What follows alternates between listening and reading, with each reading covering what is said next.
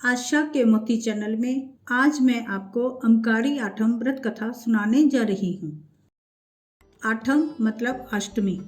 यह व्रत भाद्र मास शुक्ल पक्ष की अष्टमी को किया जाता है। इस व्रत को महिलाओं को अवश्य करना चाहिए। यह व्रत 8 वर्ष तक किया जाता है। व्रत की समाप्ति पर इसका उज्जमन कर गाय के ग्वाले को कपड़े, चरण पादुका, नारियल और यथाशक्ति नकदी देनी चाहिए। एक कुकड़ी और मकड़ी जंगल में रहती थी। एक समय अचानक जंगल में आग लगी। कुकड़ी अपने बच्चों को छोड़कर उड़ गई और मकड़ी के बच्चे और कुकड़ी के बच्चे उसी आग में जल गए। दूसरे जन्म में कुकड़ी ने राजा के यहाँ और मकड़ी ने एक ब्राह्मण के यहाँ जन्म लिया। समय अनुसार दोनों का विवाह हुआ। कुकड़ी एक राजा की रानी बनी। मकड़ी एक निर्धन ब्राह्मण के घर ब्याही गई। जो राजा की रानी थी उसके जितने भी बच्चे होते सभी की मृत्यु हो जाती। मकड़ी जो इस जन्म में ब्राह्मणी थी उसको होने वाले सभी बच्चे जीवित थे। यह देख राजा की रानी मन ही मन जला करती थी और मेरे सारे बच्चे मृत्यु को प्राप्त हुए और ब्राह्मणी के सभी बच्चे जीवित हैं। मैं इस ब्राह्मणी को अपनी सहेली बनाकर क्यों न इसके बच्चे मार डालूं। रानी अपने मन में यह विचार कर ब्राह्मणी के घर पहुंची और ब्राह्मणी से कहा, मैं तुमको अपनी सखी बहन बनाना चाहती हूँ। ब्राह्मणी बोली, आप तो राजा की रानी हैं, मैं गरीब ब्राह्मणी हूँ, आपकी सखी कैसे बन सकती हूँ। रानी द्वारा जोर डालने पर ब्राह्मणी सहेली बनने को राजी हो गई। दोनों ने बहन का रिश्ता मान लिया। कुछ दिन बाद रानी ने जहर मिले लड्डू बनाकर अपनी सहेली ब्राह्मणी के बच्चों के लिए दासी के हाथ भिजवाए। लड्डू देखकर ब्राह्मणी के बच्चे बोले, माँ, मौसी ने लड्डू भेजे हैं, हम खा लें। ब्राह्मणी बोली, बेटा अभी तो भोजन किया है, सुबह खा लेना। बच्चे रात्रि को सो गए। भगवान की कृपा से रात भर में लड्डुओं का जहर खत्म हो गया।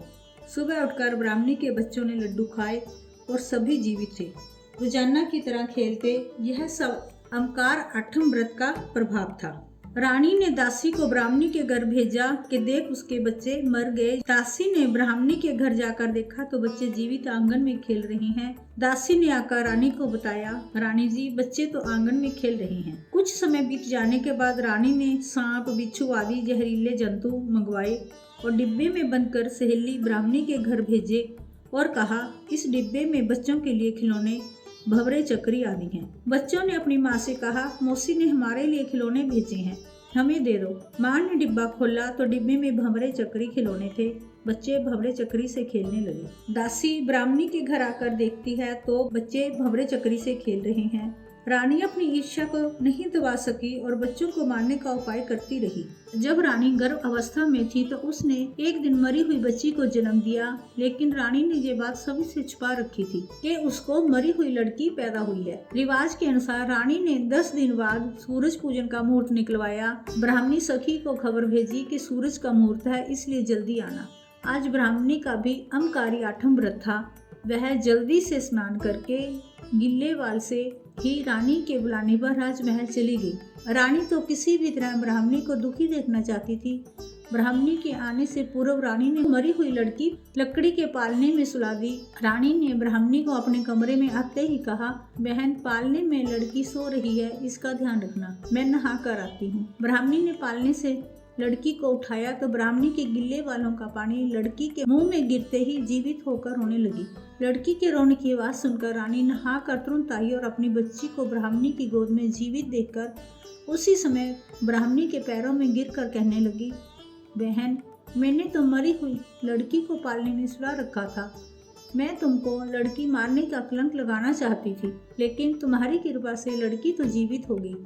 रानी की बात सुनने के बाद ब्राह्मणी ने कहा, बहन, इसमें मेरी कोई कृपा नहीं है, यह सब तो भगवान अमकार का चमत्कार है। फिर रानी ने अपनी सहेली ब्राह्मणी के समक्ष वह सभी कहा जो उसने बच्चों को मारने के लिए किया था। ब्राह्मणी ने अपनी सहेली रानी से कहा कि हम पंडित के पास चलकर अपने ग्रह बतावें कि तुम्हारे बच्चे जीवित क्यों नहीं रहते। जब दोनों पंडित के पास पूछने गई तो पंडित ने रानी से कहा कि आप पूर्व जन्म में कुकड़ी थी और आपकी यह सहेली मकड़ी थी। जब जंगल में आग लगी तो आप अपने बच्चों को छोड़कर उड़ गई, लेकिन यह मकड़ी आपके और अपने बच्चों के साथ उस आग में जल गई। आपने बच्चों की कोई चिंता नहीं की और केवल अपनी जान को बचाया। इसलिए आपके बच्चे जीवित नहीं रहते। और मकड़ी ने अपने और अपने बच्चों के साथ आग में जलकर अपने प्राण गंवाए, इसलिए इसके सभी बच्चे जीवित हैं। आज भी आपकी इस सहेली का अमकारी का व्रत है, तो इसके गिल्ले बालों का पानी मरी हुई लड़की के मुंह में गिर जाने से आपकी बच्ची जीवित हो गई। उसी दिन से रानी ने भी अमकारी अष्टमी का व्रत करना शुरू कर दिया, जिससे उसके बच्चे जीवित रहने लगे। अंत में बच्चों का सुख भोगकर वह मोक्ष को प्राप्त हुई।